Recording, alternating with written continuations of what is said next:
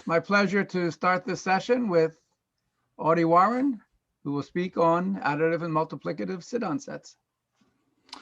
So I'd like to start off by thanking the organizers for inviting me here and for setting up this very nice conference. So yeah, I'm going to start off the day talking about additive and multiplicative Sidon sets. So I'm Audie Warren, and everything that I talk about today is going to be joint work with Oliver Roche-Newton.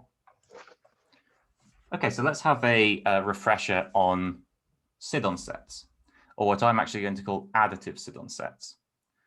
So we take a finite subset, A, of the real numbers, and we call this an additive Sidon set if it contains no non-trivial solutions to the equation A plus B equals C plus D.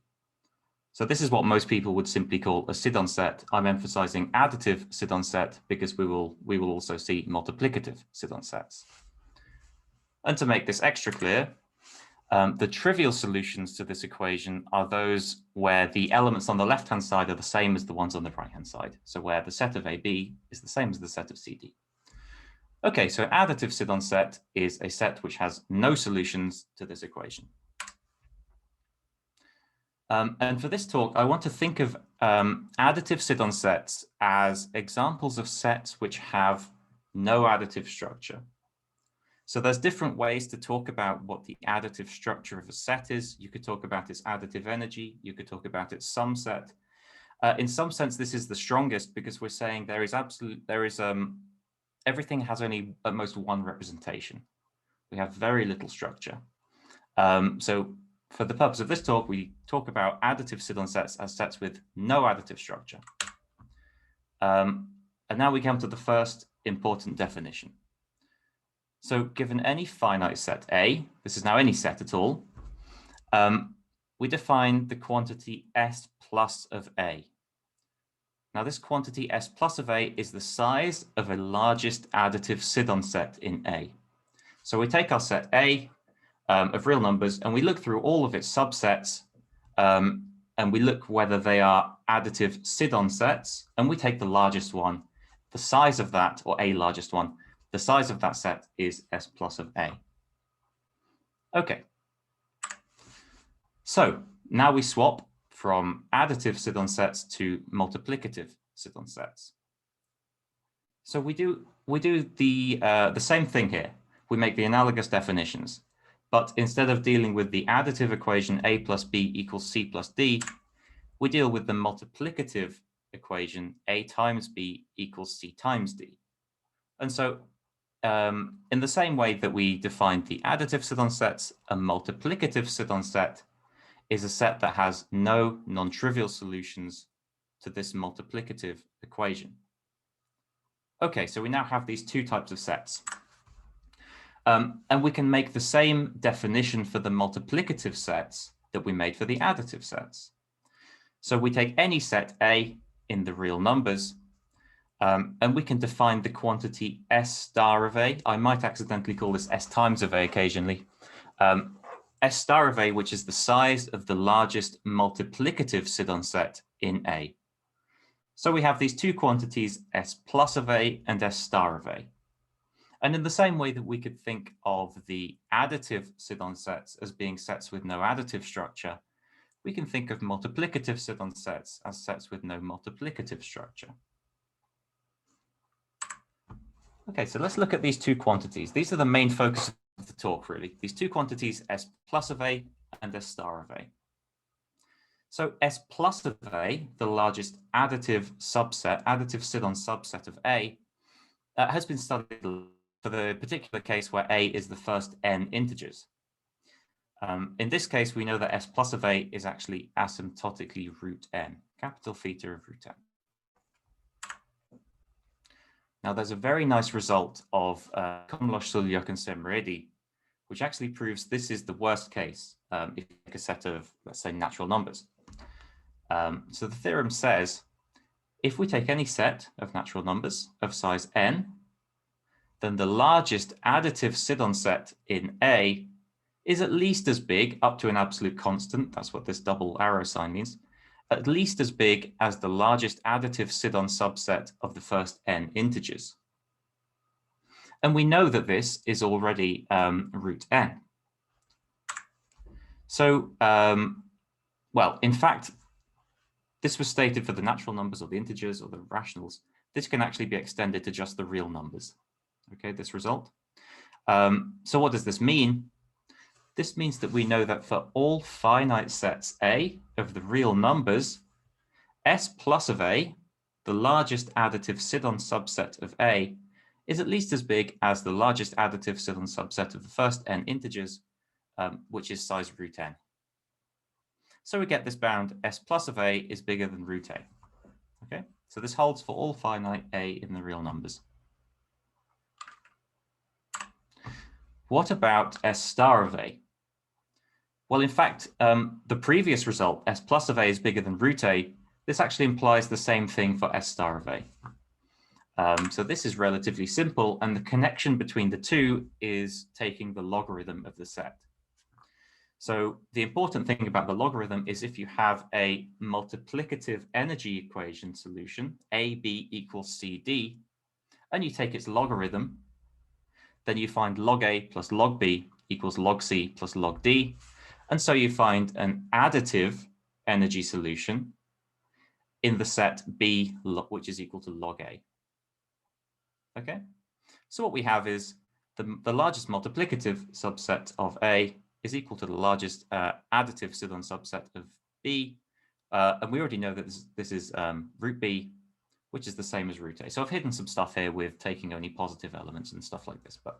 But the crux of this is that when we put all of this together, what we know is that for all finite sets A in the real number, we can always find both an additive Sidon subset and a multiplicative Sidon subset of size root A. So root A is what we know. We can always find these. Okay, so what's the main problem? So for certain sets, we know that these bounds are tight. Okay, so we can individually make this bound for S plus of A tight, or the bound for S star of A tight. So for instance, if we take an arithmetic progression, it's rather easy to see that S plus of A is at most root A. In the same sense, in the dual setting, if we take a geometric progression, then S star of A is at most root A. So these bounds individually, i.e. these bounds here, S plus of A is bigger than root A, and S star of A is bigger than root A, individually they're tight. But the question is, in the constructions where they are tight, can we improve the other bound? So, so both of these cases where we have let's take the case where we have an arithmetic progression. We know that S plus of A is small, but the idea is this is now a very additively structured set, and we might expect that we can find a large multiplicative Sidon subset. And this is the connection to the sum product phenomenon. So to put it into a nutshell, what the sum product phenomenon says is that a finite set can't be both additively and multiplicatively structured. So what, in a sort of loose sense, what I'm saying is, if you take a very additively structured set, like an arithmetic progression, where you can find that S plus of A is at most root A, this can't also be multiplicatively structured. Or rather, in any set A, where you know that S plus of A is at most root A, this should be an additively structured set. And then via the sum product phenomenon, we might expect it to not be multiplicatively structured, and therefore we can find a large multiplicative Sidon subset. So this is going to be the problem. Is it true that for any finite set A, we can find a large additive or multiplicative Sidon subset? Okay, so now we come to a conjecture, which formalizes the problem which I just stated. This is a conjecture of Kloeman and Pogoata. And it asserts that both S plus of A and S star of A can't be simultaneously minimized. So here's the conjecture itself. It states that there exists a constant C greater than 0, such that for all finite sets of the real numbers, the maximum of s plus of a and s star of a is at least a to the 1/2 plus c. Okay, so we can always, what this conjecture states is that we can always find a large, meaning bounded away from root a large additive or multiplicative Sidon subset. This conjecture is still open. I think it's a very interesting problem, but we haven't been able to make any progress with this conjecture. In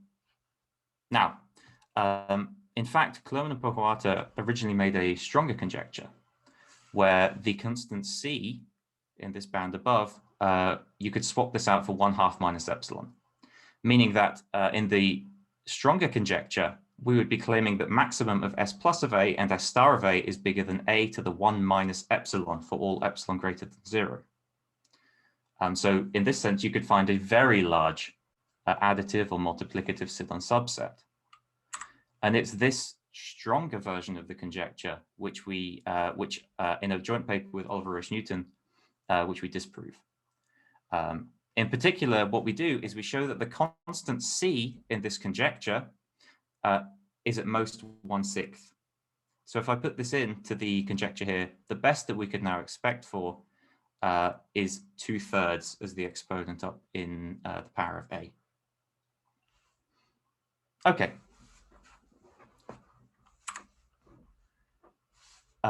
So here's the theorem. For all n in the natural numbers, there exists a set of size n such that the maximum of s plus of a and s star of a is at most a to the 2/3. Now, in fact, this isn't quite stating as much as we know. We actually know that s plus of a is very small. We'll see this later on. But the important thing is the maximum of these two things is at most a to the 2/3. The construction itself, if I were to try to encapsulate its idea, is that you find a relatively dense subset of the first n integers, which has some stubborn multiplicative energy solutions. So why is this a good idea? If we have a relatively dense subset of the first n integers, what this means is that the sum set must be relatively small. If the sum set's relatively small, then there is a quite easy bound, which then shows you that s plus of a must be small. So this is why it's good to take a relatively dense subset. This is how we find the bound for s plus of a. Now, we have to use these stubborn multiplicative energy solutions. Now, when I mean stubborn, I mean that once you take a set which is large enough, a subset of this constructed set which is large enough, you must get one of these multiplicative energy solutions. And this is how we prove the bound for s star of a. Okay, so the construction itself, the best way, or rather a useful way to think about this, is that the set that we'll construct corresponds to the edges of a complete bipartite graph. Now, throughout this construction, I'm going to completely ignore any logarithms. There should be logarithms present, but I don't want to clutter up the presentation, so I'm just going to ignore them, pretend they're not there. But you should be aware that they are there and should be there. Okay, so we have to find a complete bipartite graph. Here are the two parts. So on the left-hand side here, we have the first part, P1, and this consists of the prime numbers from 1 up to n. On the right-hand side, we have the second part, P2, and this consists of the prime numbers from n up to n squared. Okay. Now, we take a complete bipartite graph on this. So the vertices are labeled by these by the corresponding primes, and an edge in this graph should be labeled by the product of the two primes corresponding to the vertices. So if we have P on the left and we have Q on the right, the product PQ goes into our set. Okay, and our set is all of the edges, the complete bipartite graph.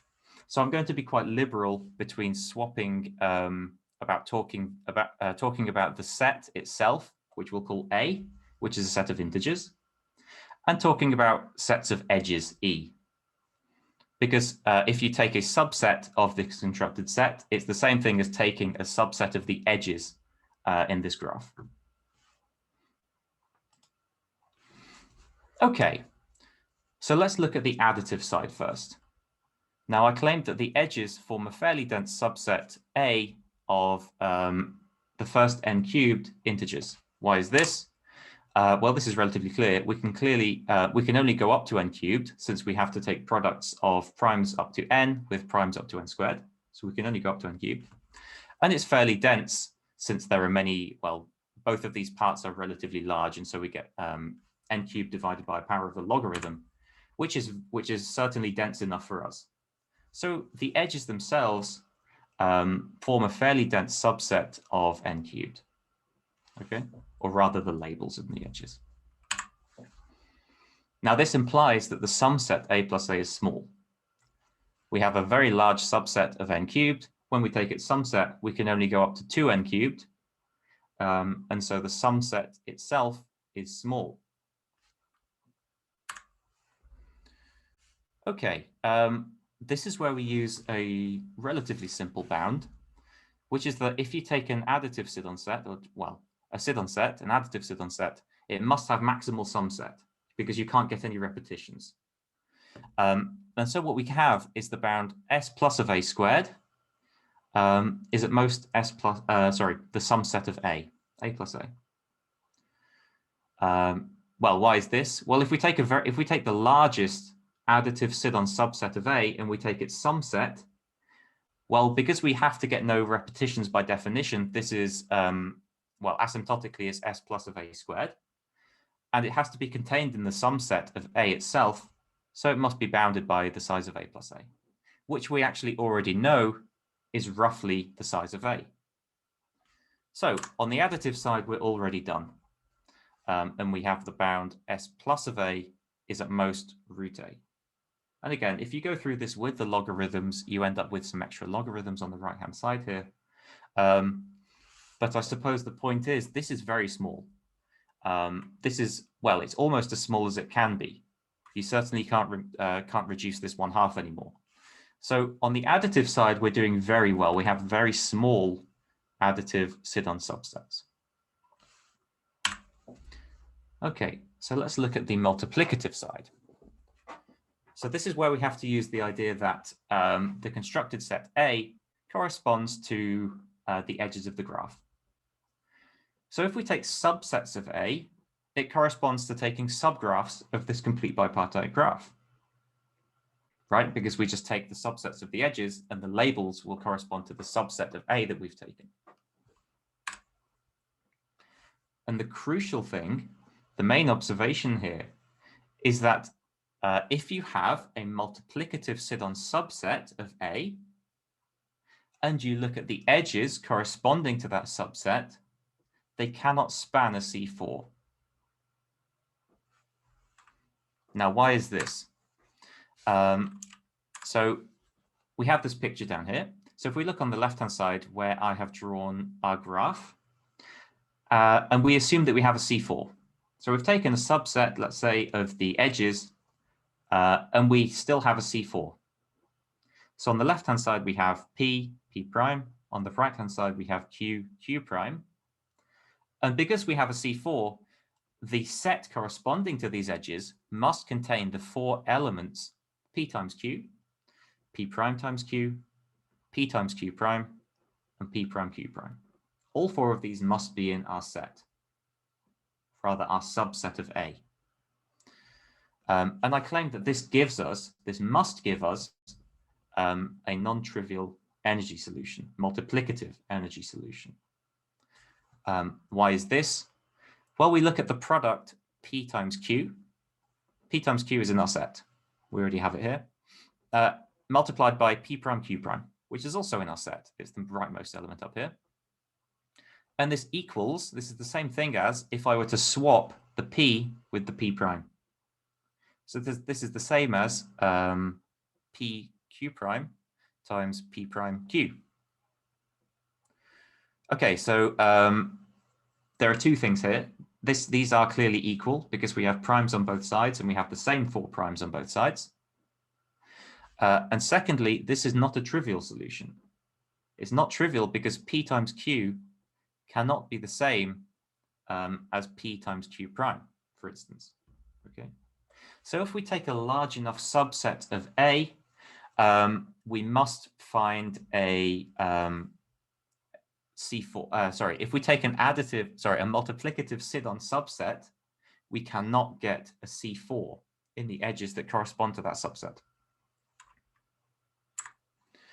Okay, now we finish off in a way that most people, well, some people might be familiar with. We now have a graph which has, well, a bipartite graph which has no copy of C4. So we can use the Kavary-Shos-Juran theorem, or rather we use a sort of weaker version of it. So I've stated this here. Let G be a bipartite graph on the vertex set x cross y, which contains no copy of C4. Then we must have few edges, is the point here. The number of edges must be x times root y plus y. Now, if we look at our graph again, on the left-hand side, our part x has n elements. Well, it doesn't really, but ignoring logarithms, it has n. And on the right-hand side, we have n squared. So what do we find from this bound? We have an n for the x, and we have root n squared here. So that's another n for this root y. So we get n squared as the first term. Y was also n squared, so we actually get n squared for the second term as well. So these terms are equal, and they're both equal to n squared. So we've taken a subset, which we know the subgraph corresponding to that subset has no C4. It must have few edges. And in fact, going through the numerology, you find that S star of A is at most A to the 2/3, which is what we wanted.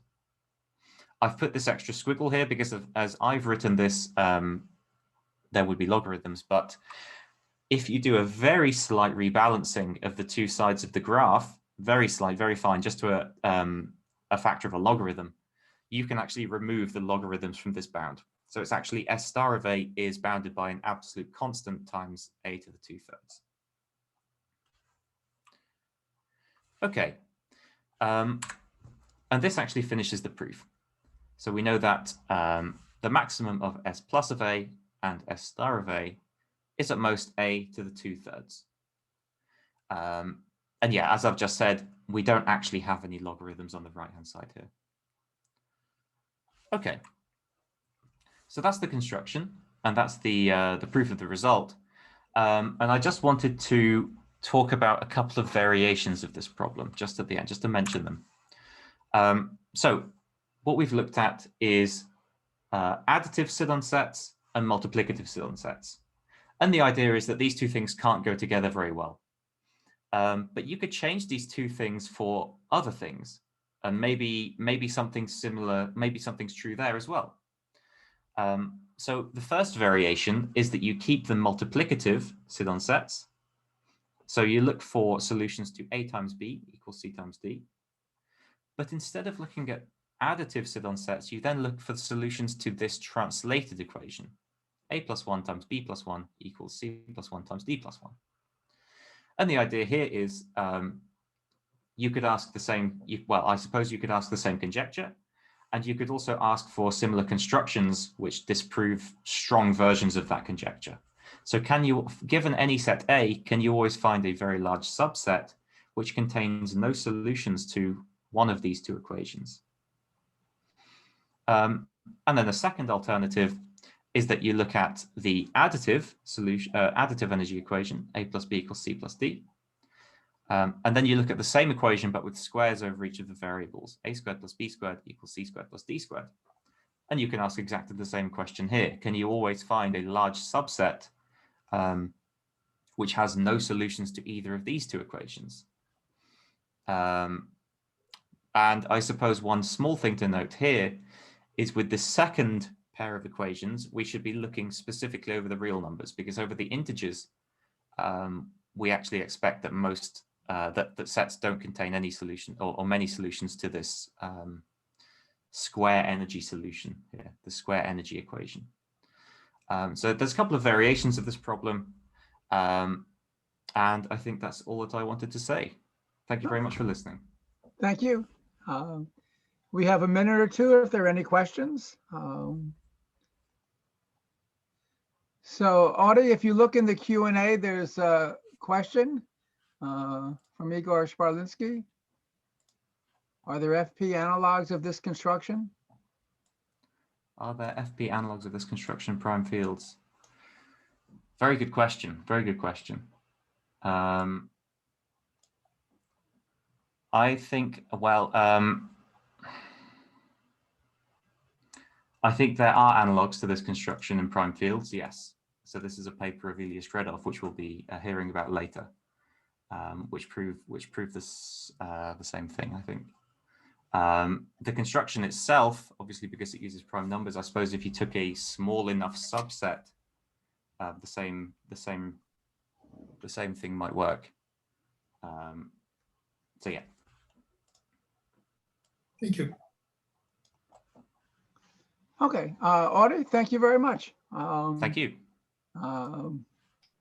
And Arturas, can you unmute and upload your Yes.